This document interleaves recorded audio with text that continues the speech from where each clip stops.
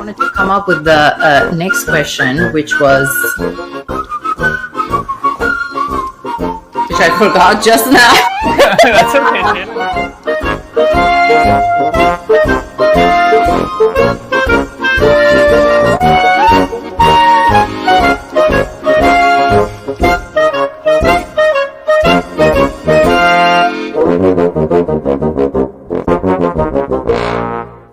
Excited about this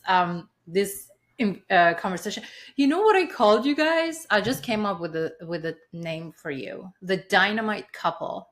Ooh, Nice, thank spicy. you. Both leaders, both coaches, both charismatic with a lot of energy, and both podcasters. So welcome to the show. Welcome again to the show.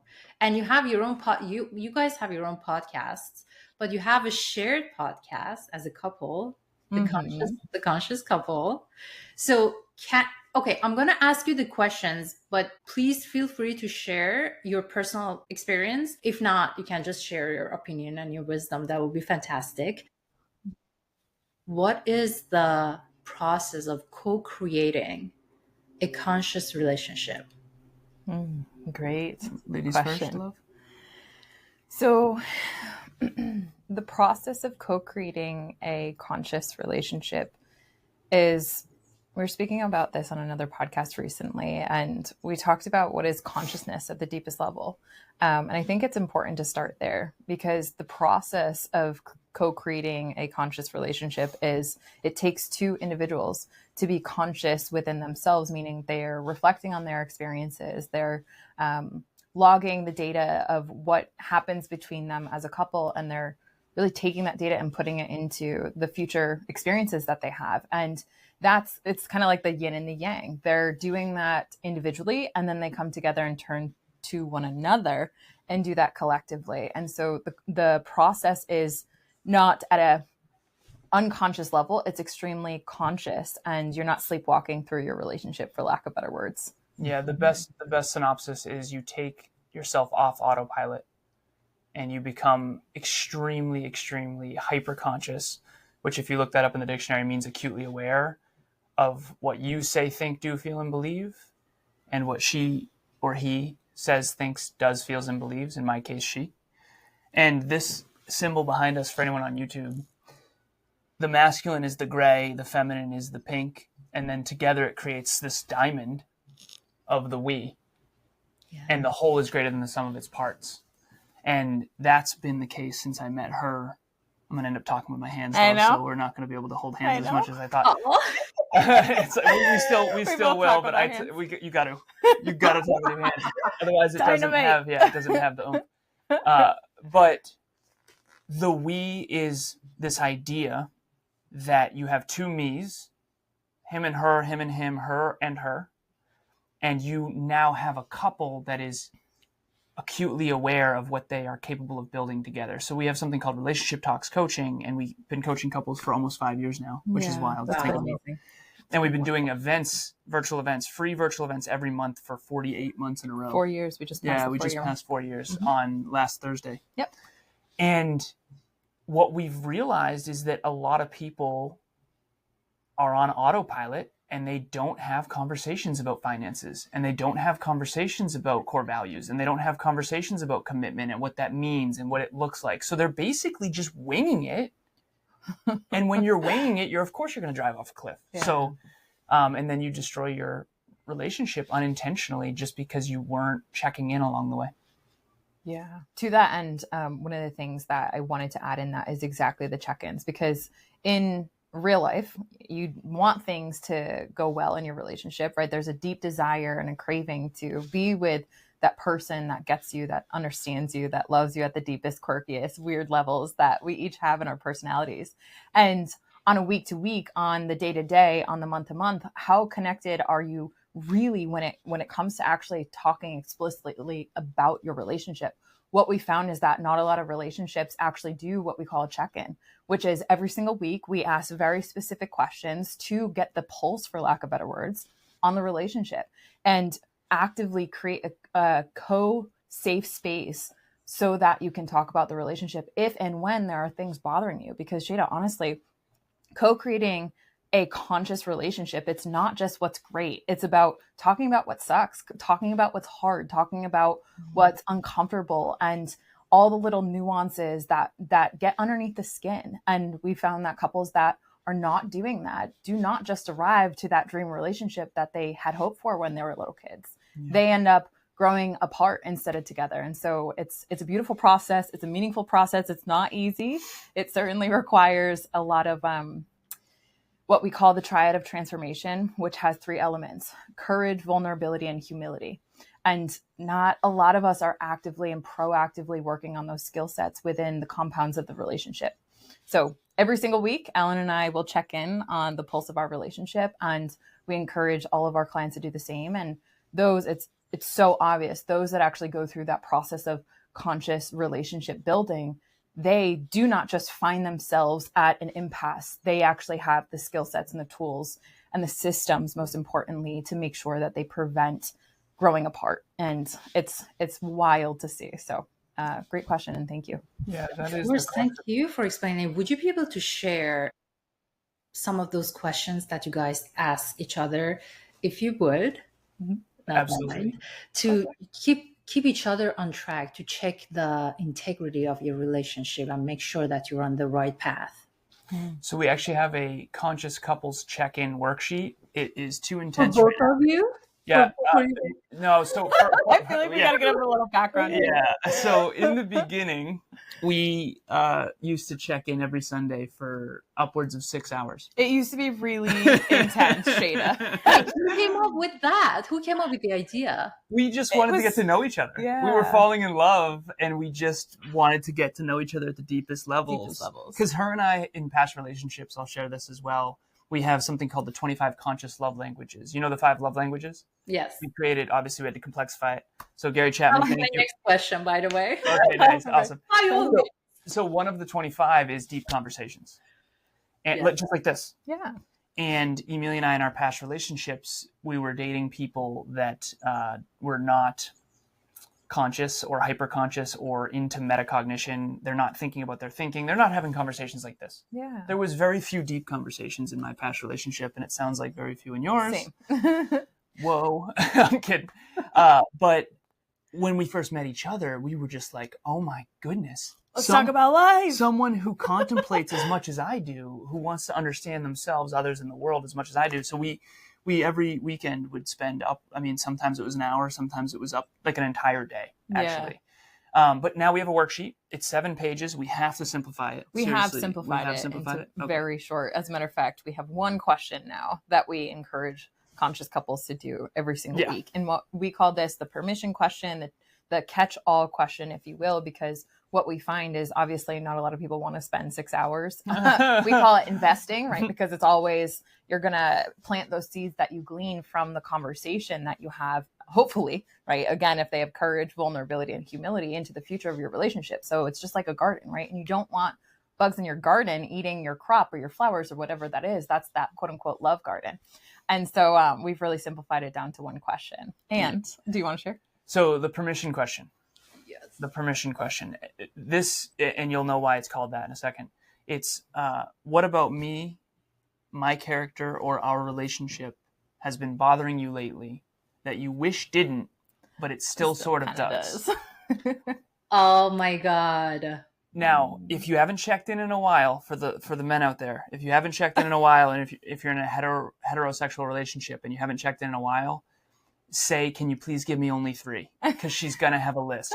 and that's okay. But the truth of the matter is, I'm just going to be very transparent. All people piss all people off. It's impossible. Okay? It's impossible not to be frustrated with someone. So, but here's what happens. It festers because you never talk about it. Now, she bothers me less than most human beings. As a matter of fact, I've never loved another person more in my entire life.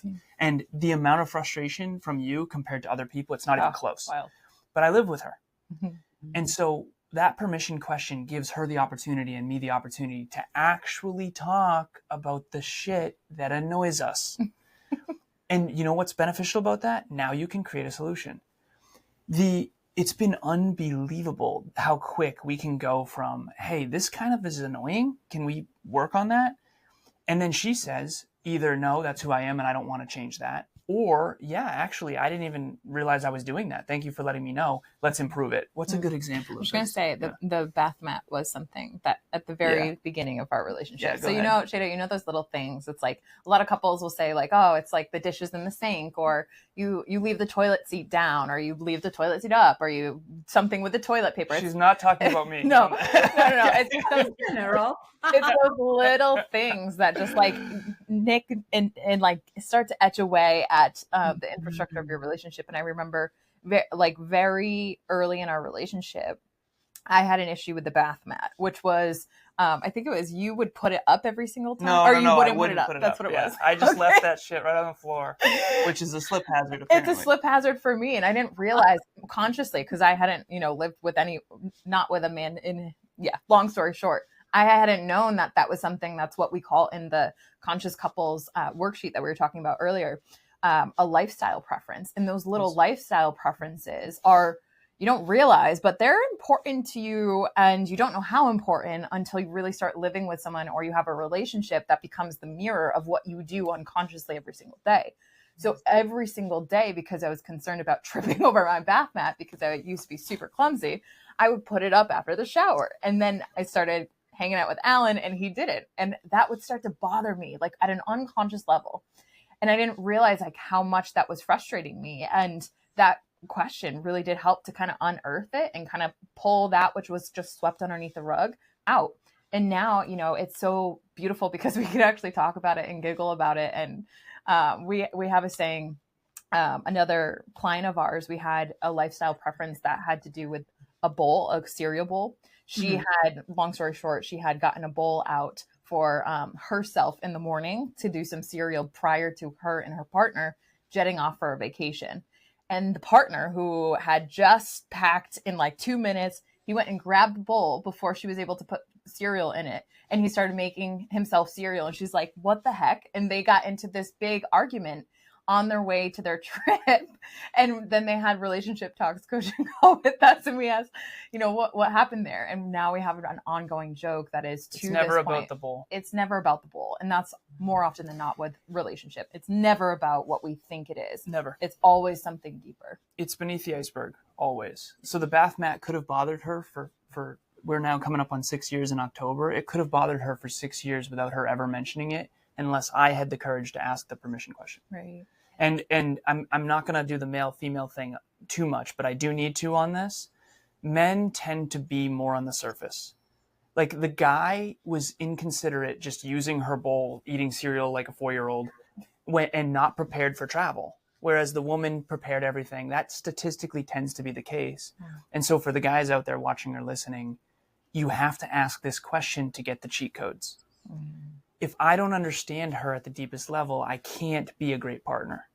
And that doesn't mean I have to change who I am, but if I want to be the best partner I can be, I have to understand her. And the permission question gives her the permission, because a lot of guys are like, well, I don't want to get nagged and all this crap. The reason she's nagging is because you're a dingus. And you don't ask her what she really feels and thinks, and she feels unseen, unheard, and misunderstood. So if you actually asked and said, hey, what's been bothering you lately that you wish didn't, but it still sort of does, and then you actually worked on yourself and worked on your relationship would be a million times better. You'd have more intimacy.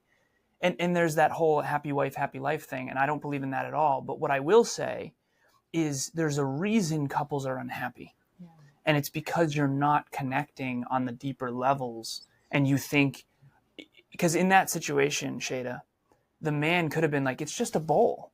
It's not about the bowl, dude.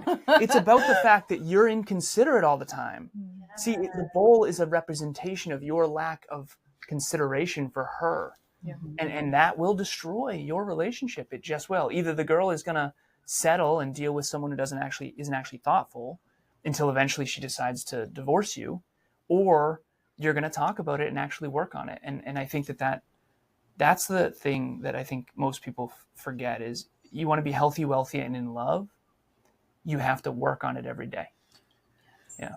Which boils down to the growth mindset, which is underpinning everything that we do at the Conscious Couples podcast and at the We both have hyper growth mindset. And so therefore, anything that does come out of that permission question, we both have a belief within ourselves, which is really important to mention, that what does arise, we can fix it, or we can change, or we can adapt, and we can adjust, and we can pivot. Or right? we can agree not to change it. Exactly. And just accept it. And have more acceptance and kindness around that. And a lot of relationships kind of don't realize, but have this fixed mindset with them. And then they get into a relationship. This is how it is. This is how it will always be.